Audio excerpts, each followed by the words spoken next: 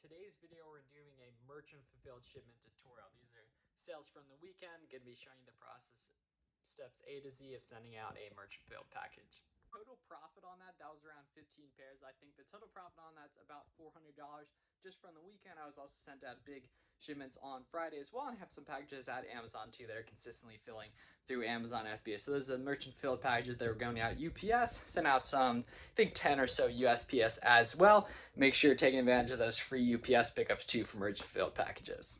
And for those of you who are new here, my name is Miles. I'm a 22-year-old full-time Amazon seller, and I document that process and help you make money doing it too here on my channel, uploading every single day of July, so make sure you subscribe below, and let's get into the video. Exactly does merchant fulfilled mean? So you guys hear on the channel, on other channels, just throughout the internet, you guys hear people talk about the business model Amazon FBA, which is what I do for a full-time living, right? The difference between FBM and FBM, or MF, merchant fulfilled, what we're going over in this video is FBA stands for fulfilled by Amazon, and MF or FBM stands for fulfilled by merchant or merchant fulfilled. That means where you, the seller, in this case me, actually ships direct to the consumer instead of sending it into Amazon's warehouse. And what's the difference between this and FBA? FBA is where you actually ship it into the Amazon warehouse and they then fulfill to the orders to the individual customer.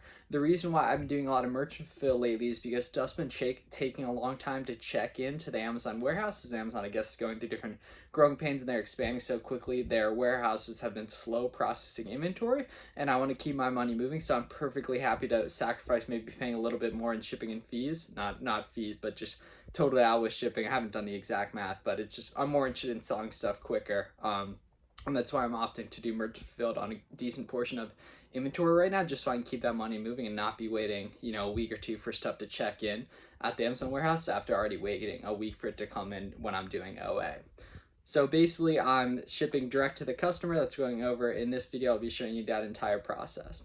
I'm going to preface this by saying, in a perfect world, I would be FBA everything. FBA, you can oftentimes get what's called a prime bump because people will pay more money to get something via Prime, because when you fulfill it through Amazon, sell through Amazon, they're able to fulfill that Prime. So it shows to the customer as that Prime badge. It shows shipping from Amazon. So there's more credibility to it. People like getting their stuff quick, so they're happy to pay a little more. And the Amazon buy box algorithm will actually show Prime products more because Amazon makes more money on the fees on those, just to clear that up.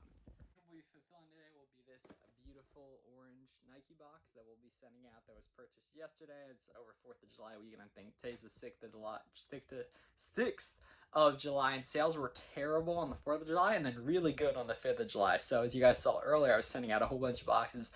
Those were the sales that actually had merchant fulfilled during the weekend. The nice thing is utilizing FBA. I also had a bunch of sales FBA, but I don't have to individually fulfill those because those are in Amazon warehouses across the country. Just these individual ones we fulfill through. So have the pair here, retrieve that from inventory, and then now we're going to go ahead and get the box ready.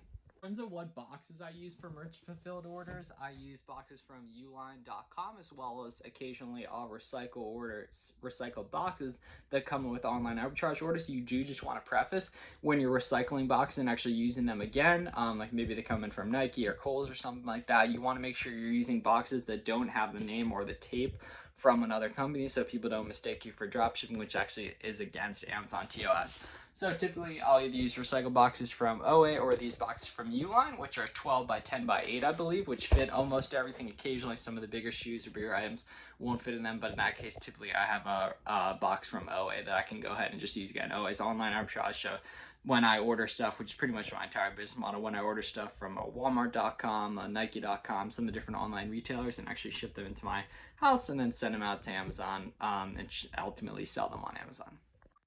Not exactly sure where the tape gun went. Normally I'd be using a tape gun, but I guess today we're just going old school method here. Do recommend definitely using tape gun here when you are packing stuff up. But just want to make sure we're nice and firm here. I'll probably put another coat on here, but just get that completely ready. Toss the item actually in here, and then good to go. Now I'll just tape the top of it. Get a few, probably put another layer on here as well. There for a sec. That's why the tape gun is huge. Definitely, tape gun is a good investment to use in that case. And then, so we got this on, we'll cover up these edges as well. Now we'll go ahead and print the label. So within Amazon Seller Central, you want to go to orders and then manage orders, and then you'll get this interface with all your packages, and you can click go ahead and buy shipping here.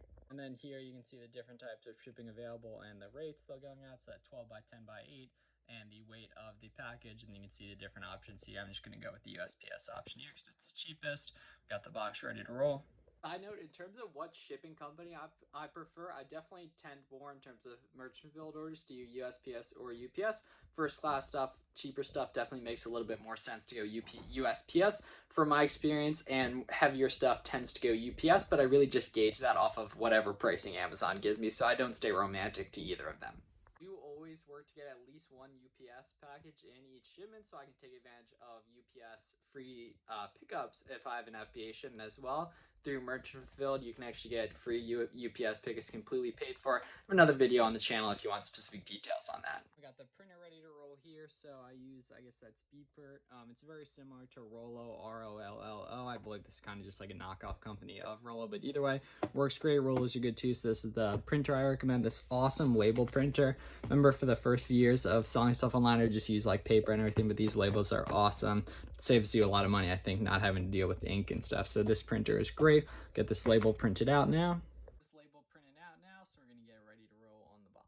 All right, got the box completely ready to roll, and that's all we need to do now. So that's the beauty of reselling in general, right? You order the product, you get it in. Once it's listed on Amazon, no work is required of you besides repricing, which you can outsource using a rate pricer. And then your only responsibility is once it sells, you have to ultimately go ship it out. And on the flip side with FBA, it's just getting it in, getting the product, listing it, prepping it, and then sending it into the Amazon warehouse. So that's the thing. As long as you can make the right buying decision, you know how to price stuff, you know, the data's all there, you can make money reselling. It's a real business. It's what I do full time. It's what a lot of other people do. And I appreciate you watching this video here. So make sure to subscribe below. Posting every single day of July. Let me know what videos you guys want to see. I really appreciate it.